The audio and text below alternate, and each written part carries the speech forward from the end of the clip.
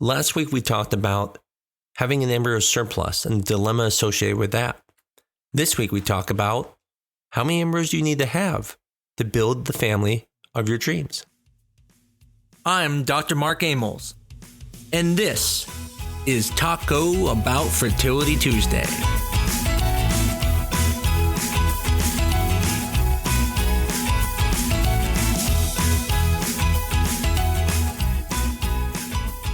When I see new patients, their concern is having a baby. But one of my concerns is not just having a baby, but building their family. And this is one thing I think a lot of people, when they go through fertility, don't think about. We are so focused on the goal of getting pregnant that we forget about the family we want to build. Now, for some people, it's not going to matter. They may only be able to have one child. But for those who it does matter and they want to be able to have more kids, it's really important to think beyond this first pregnancy. And so what I want to talk about in this episode is how many embryos do you need to build that family? Because it's easy to think, well, I have 2 embryos, I'll have 2 kids. But it's not exactly that good. IVF does not work that well. And so you have to really have in the back of your mind a kind of a backup plan saying, okay, how many embryos do I need to really get the family of my dreams? And so we're going to discuss that. And then we're also going to talk about how your age is going to affect that as well. Someone who is younger has time to get pregnant now and then get pregnant again in the future. But someone who is a little bit more mature may not have time to come back in the future to have another kid because they'll be 44 at that time. And so we're going to talk about how to look at those things. Now, we all say we at least want 1 kid. Every patient I come in, I say to them, how many kids are you wanting? And they would say, oh, I'll take even just 1. And I understand that. I'm the same way when my wife and I went through, we would take 1.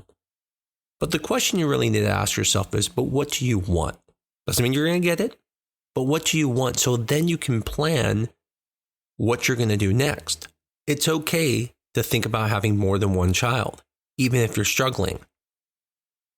The next question you have to ask yourself then is, how hard is it for you to get pregnant? Now, this is a little bit of a vague question because there's a lot of parameters that can affect it. So what I'm talking about is, I don't care if you're young, if you're only able to make 2 eggs and you have very severe diminished ovarian reserve, it's very possible that you may not get pregnant again in the future. That this might be your only chance to get these embryos. The same goes if someone who's older. Even if you make lots of eggs and you're 42 years of age, very few women after 42 are able to have success with IVF. And so you have to look and go, well, do I have enough embryos now to be able to build my family? Not everyone thinks about these things. It's interesting. I had one patient years ago. She was a scientist who came to us from another clinic, didn't have success and wanted to work with us.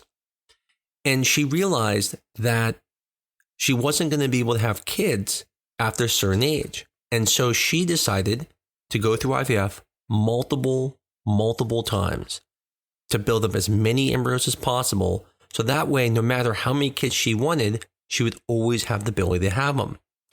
And I kid you not, she actually froze 45 embryos. Now, I'm not suggesting for everyone to freeze 45 embryos. But what I am suggesting is what she realized without me even having to tell her. That she would not have a chance to do this in the future, and that if she wanted to secure her ability to have kids in the future, she really needed to do it then. And she did, and they had all the kids they wanted and never had to worry about not having enough embryos. So let's start with first, how many embryos do you need? This is going to depend at what clinic you're at. If you're at our clinic, with our pregnancy rates, it's going to depend on if you did testing or not testing an embryo. If you tested the embryos, what I usually tell people is that for every 3 embryos, you can probably get 2 live births from it. That's not a guarantee. Not everyone will get 2 live births from the 3 embryos, but in general, statistically, it's going to take about 3 to get 2 live births. And that's with euploid tested embryos. If your embryos are not tested, you have to be thinking at least for every 2 embryos to get 1 live birth when you're under 35. Once you get past 35, it gets even harder because now at age 40, it takes approximately 3 to 4 embryos, meaning blastocysts, to have a live birth that aren't tested. So again, I want to repeat that. If you have tested your embryos at our clinic, for every 3 embryos, you should get at least 2 live births. If you have not tested your embryos, then it's based off of age. Under 35, it takes 2 embryos per live birth. Over 40, it's going to take 4 or more per live birth. But it's not just about age. The other question is, what is the clinic's chance of getting pregnant? Our live birth rate is above 60% for euploid embryos. But if you're at a clinic, for example, that has a 30% live birth rate, then it means even 3 embryos won't guarantee you a live birth. So when you're calculating this, you have to look at what is the live birth rate per transfer at your clinic. This can easily be found on the CDC, and we had a podcast about this, which you can listen to kind of determine what that rate is. Now, assuming that rate, you can then determine how many of those percentages equal 100. So, for example, at our clinic, if we have around a 66% live birth rate for euploid embryos, 3 embryos is going to get you 2 live births, because if you take 66 times 3, you approximate 200%, which is basically 2 pregnancies. If your live birth rate is only 50%, then for every 2 embryos, you approximate 100% live birth rate.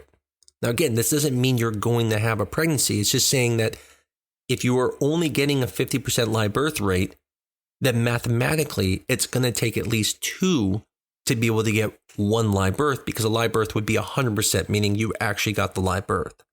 So at our clinic, if you only want 2 kids, 3 embryos statistically should get you that. But let's say, for example, a clinic we get compared to a lot that has a live birth rate in the 30s, 3 embryos may not even get you 1 live birth. This doesn't make them a bad clinic. This just means that you have to know you need more embryos to be able to get the same outcome. So if you're someone who wants 4 kids, then at our clinic, if you're doing testing, you know you need at least 6 embryos. It doesn't mean you won't have extra embryos left over. That is the dilemma that we talked about in the last podcast. I have had many patients with 4 or 5 embryos get 4 or 5 pregnancies from it. But that is not the norm. Statistically, the norm is 66% plus live birth rate. Once you've determined statistically what you need, then the next question you have to ask yourself is, am I going to be able to get pregnant again in the future?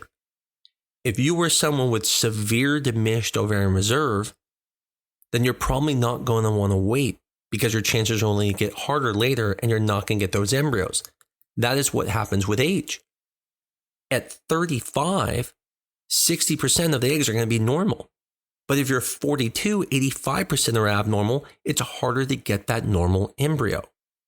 And so what you need to look at is, how hard is it for you to get pregnant through IVF based off of how many eggs you're making? And then you have to look at what your chances are with age. So let's talk about example. If you're 25 and you make 20 eggs, you're probably fine just getting pregnant, and you're going to be able to do this again in a few years, and you don't have to worry about banking embryos. But if you're 25 and you have an FSH level of 15 on your cycle day 3 labs, and you only make 4 follicles, you do not have time to wait for a whole nother 2-3 years to try this again, because it's possible you may go into like a perimenopause and unfortunately not be able to get more embryos. And that's one of my biggest fears. That's why when I always talk to people, I'm always trying to find out, not just get them pregnant, but what is their plan for their family?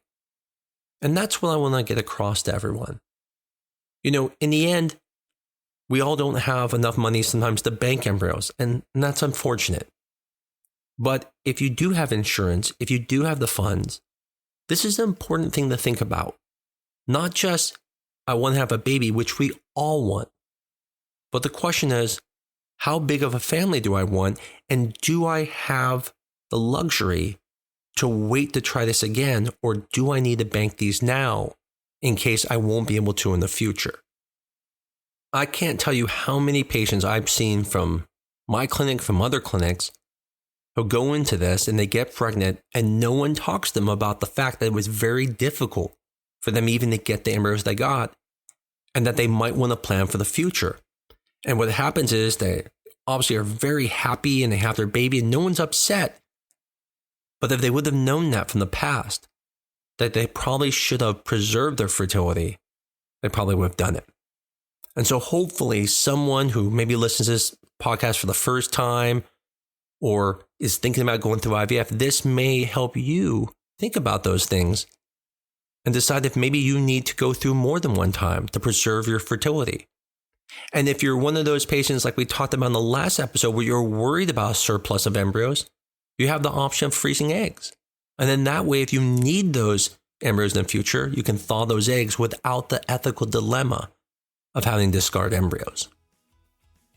I hope this was a helpful episode for some of you, or again, if you know someone who might be going through this or someone who's older and you think might benefit from this podcast, please tell them about it. They may like this episode and may just help them preserve their fertility for the future. We all focus at the task at hand. That's normal. But the question is, what about the task ahead of us that we're not thinking about? And that's what it may help them with.